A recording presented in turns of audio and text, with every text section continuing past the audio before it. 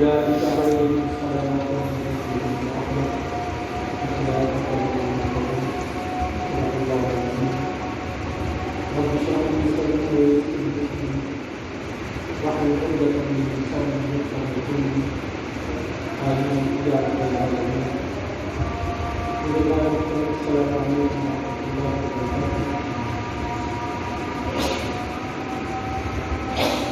اللهم بارك علينا بالفضل والإيمان والسلامة والإسلام. اللهم وفقنا لله أهلنا الإسلام ومن أعطيتنا من الله. آمين يا رب العالمين. رب اشرح لي صدري ويسر لي أمري واحلل عقدة من لساني يفقهوا قولي. آمين يا رب العالمين. السلام علیکم ورحمۃ اللہ وبرکاتہ. قرآن کریم میں مختلف صورتوں کی مختلف آیات آپ کے ساتھ تلاوت کی. آپ حقیقت میں ہے آج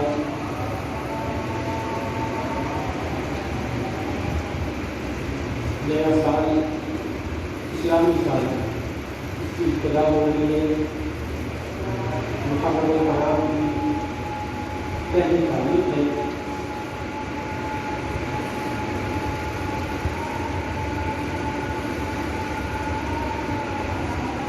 محرم الحرام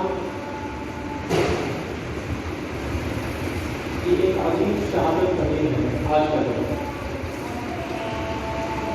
یعنی دوسرے خلیفہ راشد امیر المؤمنین سیدنا عمر بن الخطاب رضی اللہ تعالیٰ عنہ کی شہادت کا دن جب محرم الحرام ہے. وہ عمر جن کے بارے میں حضور صلی اللہ علیہ وسلم نے ارشاد فرمایا اگر میرے بعد نبی ہوتا تو وہ عمر ہوتے. حضور صلی اللہ علیہ وآلہ وسلم نے سیدنا عمر فاروق رضی اللہ تعالیٰ عنہ ان کو اپنی زندگی میں شہادت کی بشارت دے دی. ایک مرتبہ حضور صلی اللہ علیہ وآلہ وسلم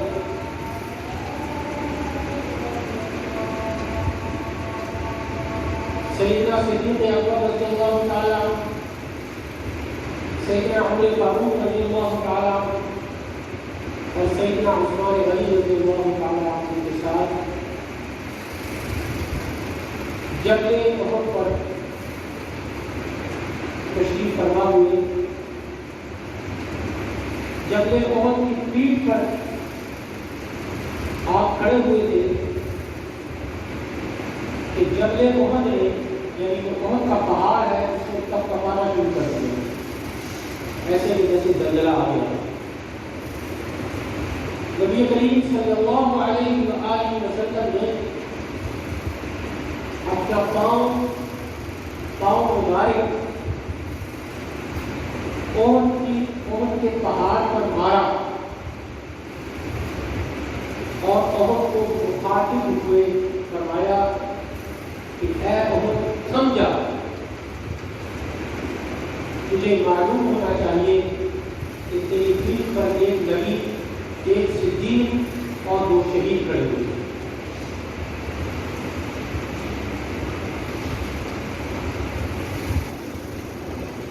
یہ مہینہ اگر رجب و غم کا مہینہ ہوتا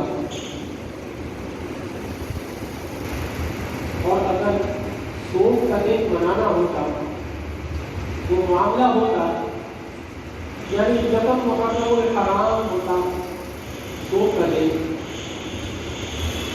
حضرت عمر فاروق رضی اللہ تعالیٰ عنہ پر فاجرانہ حملہ ہوا، 28 دن ہجرہ ہو گئے، درمیان میں 2 یا 3 دن آپ حیات رہے، اس کے بعد آپ کی شہادت رضی اللہ تعالیٰ عنہ یکم محرم الحرام آپ کی شہادت ہو گئی۔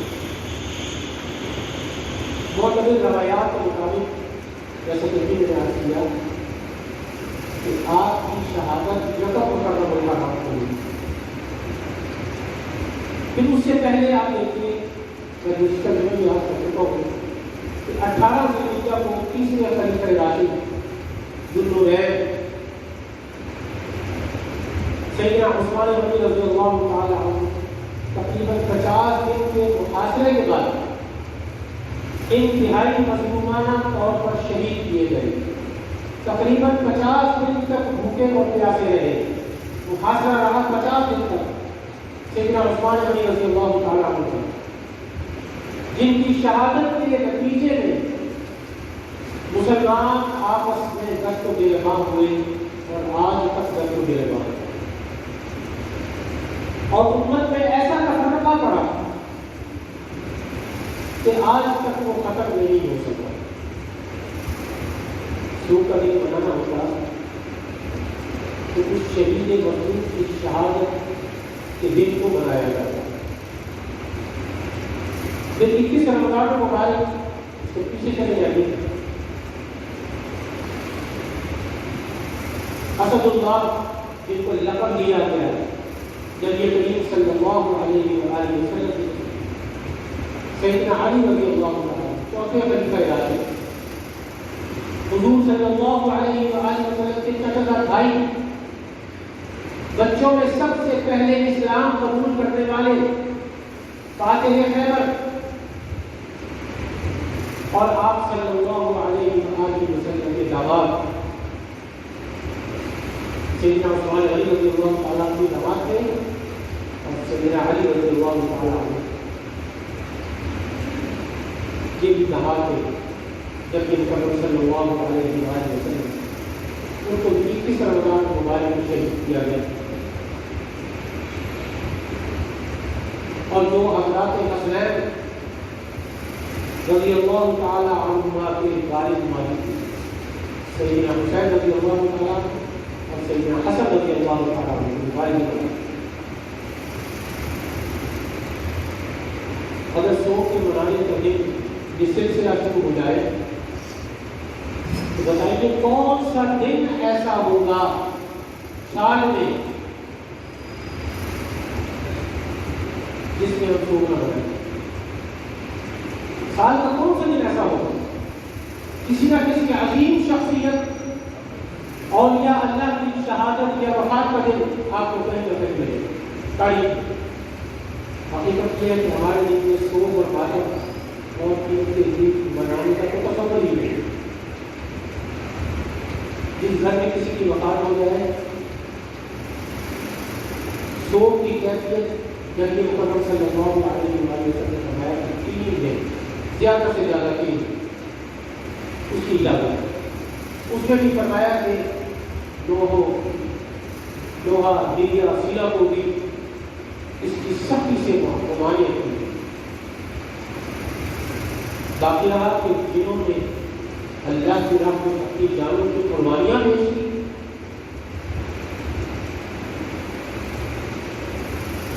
اور حق و صداقت کی خاطر اپنی جانیں اللہ کی راہ میں قربان کی، اس کی بنیاد پر ان کا مقام بہت عرصہ ہو رہا ہے، بہت عرصہ ہو رہا ہے۔ قرآن کریم قرآن حمید کی یہ آیات جو میں نے تلاوت کی جس میں آپ صلی اللہ علیہ وآلہ وسلم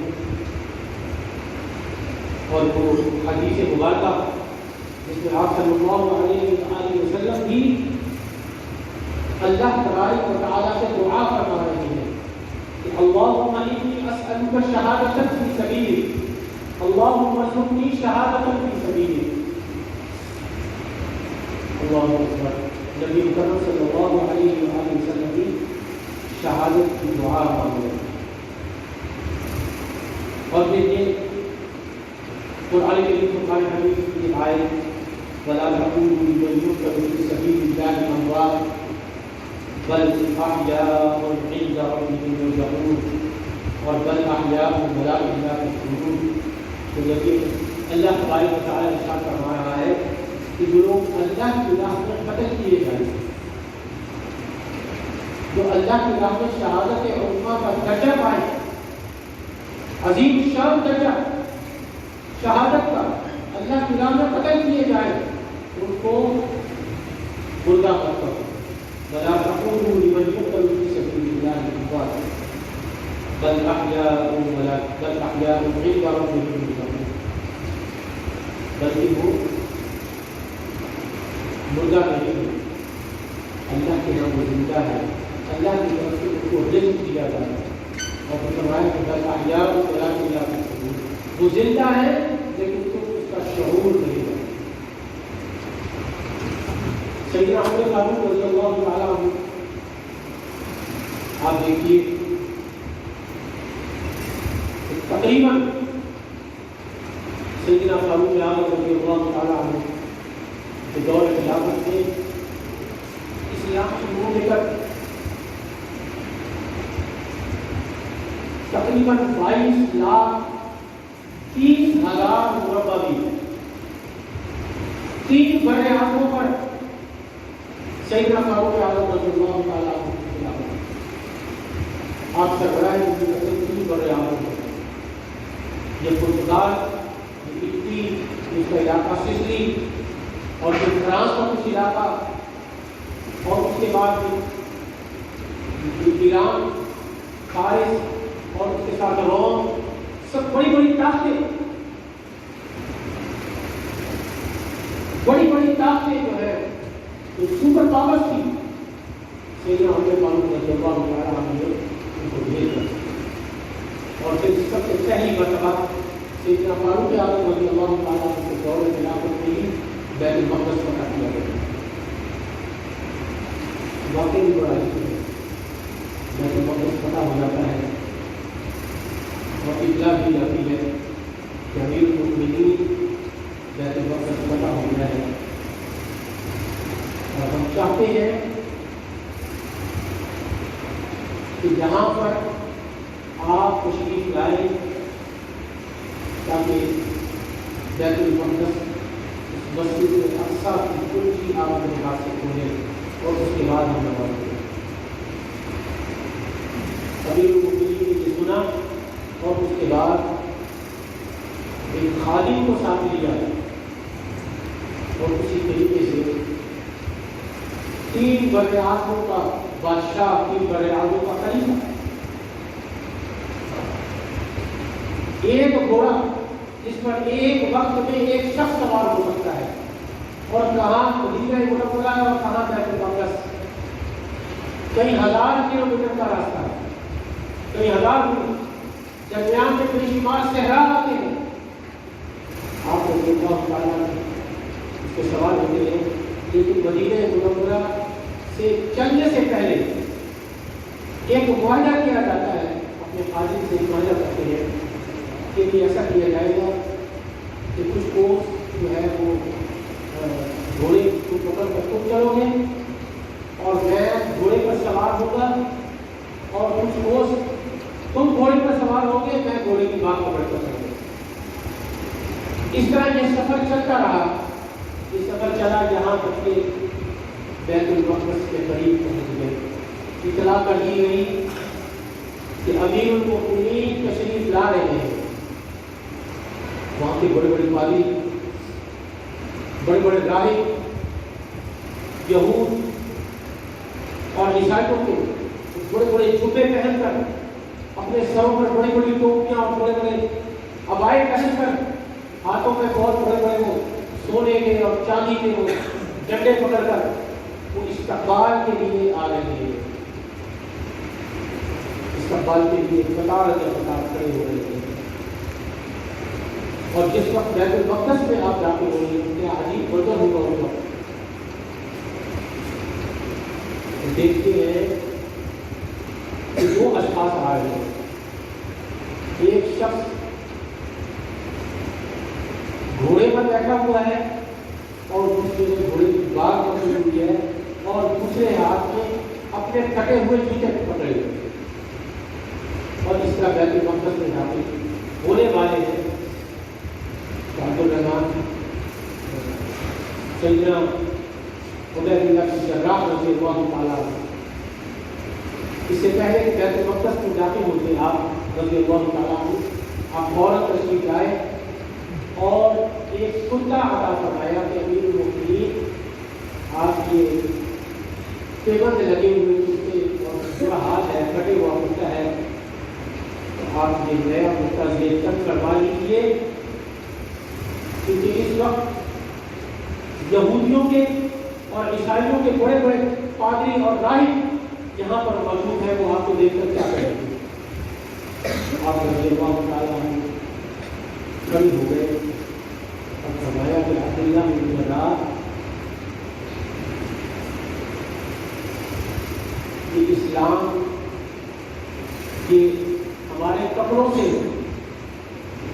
ہمیں کوئی نہیں پہچانتا، ہماری پہچان اسلام یہ دین ہے جو محمد رسول اللہ صلی اللہ علیہ وآلہ وسلم ہمیں عطا فرمایا نہیں پہنا، اور بیت المقدس میں تشریف لے آئے اور انہوں نے ابراہیم ظاہر وہ نہیں جانتے تھے، انہوں نے پوچھا کہ تمہارا بادشاہ کون ہے؟ تو بیت اللہ بن جراح رضی اللہ تعالیٰ عنہ سے دیگر صحابہ کرام رضوان اللہ تعالیٰ علیہ اجمعین وہاں موجود تھے، انہوں نے فوراً جواب دیا اس وقت جنہوں نے گھوڑے کی بات کی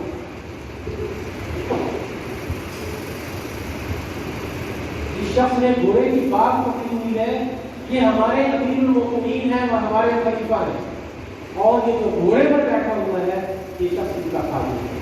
تو حیران و پریشان ہو گئے کہ 22 لاکھ مربع میل فتح کرنے والا انسان اس طریقے سے جو ہے بیت المقدس میں فاتح ہے بیت المقدس کی حیثیت سے مسجد اقصی میں داخل ہو رہا ہے۔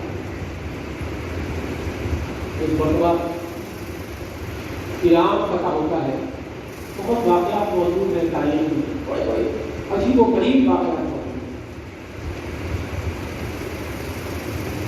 ایران فتح ہو جاتا ہے، فتح ہونے کے بعد تمام مال و متاع پیسوں و کسرا تھا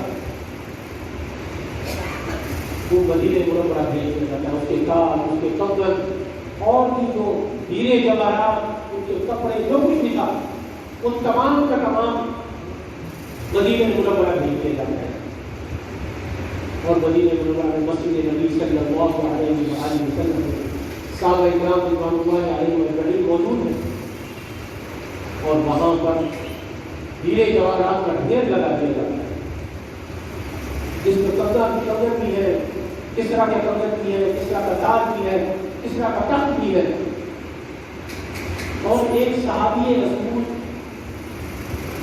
صلی اللہ علیہ وآلہ وسلم کچھ دیر کے بعد تشریف لاتے ہیں جو کہ فتح ایران میں موجود ہے، مقدار ان کا نام کا وہ تشریف لاتے ہیں اور ایک سوئی سونے کی سوئی ایک کو نکال کر دیتے ہیں اور اس لیب میں رکھ دیا جاتا ہے، اور ہمارے میں امیر المؤمنین جو میں پیچھے رہ گیا تھا کہ ایک سوئی سونے کی جو ہے یہ کافی رہنے کی جو میرے پاس موجود تھی یہ بھی میں نے ہمارے امیر کو جمع کرا دی۔ اب کسی کے پاس پوری فوج اتنی آئی ہے، کسی کے پاس ہمارے غنیمت میں سے کوئی شے موجود نہیں۔ امیر المؤمنین سیدنا عمر فاروق رضی اللہ تعالیٰ یہ بات جب سنتے ہیں تو آنکھوں میں خاص ہو جاتا ہے، کیسے سپاہی ہے اللہ کے نبی صلی اللہ علیہ وآلہ وسلم کی کیسے تربیت یافتہ صحابی ہے، اتنی ایمانداری کہ ایک سوئی صرف رہ گئی تھی باقی جو بھی وہاں جمع کرائی۔ سیدنا علی رضی اللہ تعالیٰ عنہ موجود تھے، انہوں نے فرمایا کہ عمر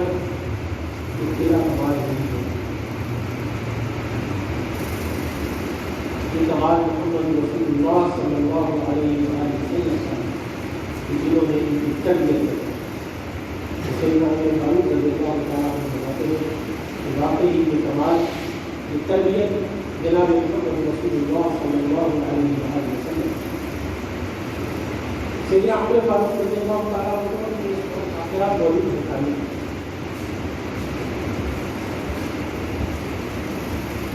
28 ذی الحجہ فجر کی نماز کے لیے آپ رضی اللہ تعالیٰ عنہ تشریف لاتے ہیں، اور حکومت یہ سفر سیدھی کرایا کرتے تھے. ہاتھ میں بڑی پکڑی ہوئی ہے جسے سفر سیدھی کرا رہے ہیں، سفر سیدھی کی، اور اس میں ان صفوں کے درمیان گرمجان جو جرنیل تھا کسرا کا، شاہی ایران کا جو جرنیل تھا گرمجان، اس کا ایک نوکر تھا جس کا نام ابو لیلو فیروز تھا. وہ مدینہ منورہ میں آ کر بس گیا. ایک مرتبہ حضرت عمر فاروق رضی اللہ تعالیٰ عنہ مسجد نبی صلی اللہ علیہ وآلہ وسلم میں تشریف لا رہے تھے تو رستے میں یہ ابو لیلو فیروز مل گیا اور عرض کیا کہ امیر المؤمنین میرا نام ابو لیلو فیروز ہے اور میں صحابی رسول صلی اللہ علیہ وسلم کا میں خالد ہوں، تو مجھ سے کام بہت دیتے ہیں. تو میں کہ کیا کیا کام جانتا ہوں؟ کہا میں چکی بنانا بھی جانتا ہوں، میں کنجر بنانا بھی جانتا ہوں، میں لوہار بھی ہوں، میں چلانا بھی ہوں. کئی کام اس میں کروائے اور کتنے کچھ دیتے ہو کہ میں مہینے کے ساتھ ہو گئے یہ 7 دینار کو دے گا تاکہ کوئی بہت ہوئے تو کتنے فن جانتے ہو، کتنے فروٹ جانتے ہو، اور پھر اس کے باوجود پھر کہتے ہوئے جو ہے مالک جو ہے مجھ سے بہت زیادہ قیمت وصول کرتا ہے. تو آپ نے فرمایا کہ تم چکی بنانا جانتے ہو؟ کہتا ہے کہ ہاں میں چکی بہت اچھی بناتا ہوں. تو پورے فاروق رضی اللہ تعالیٰ فرماتے ہیں کہ میں نے اس کو کہا کہ ہاں مجھے بھی ایک چکی بنا کے دو. تو اس نے بڑی مزاحیہ انداز میں کہا کہ ہاں تمہیں ایسی چکی بنا کے دوں گا کہ ساری زندگی یہ امت اس میں پستی رہے. یہ کہہ کر وہ چلا گیا.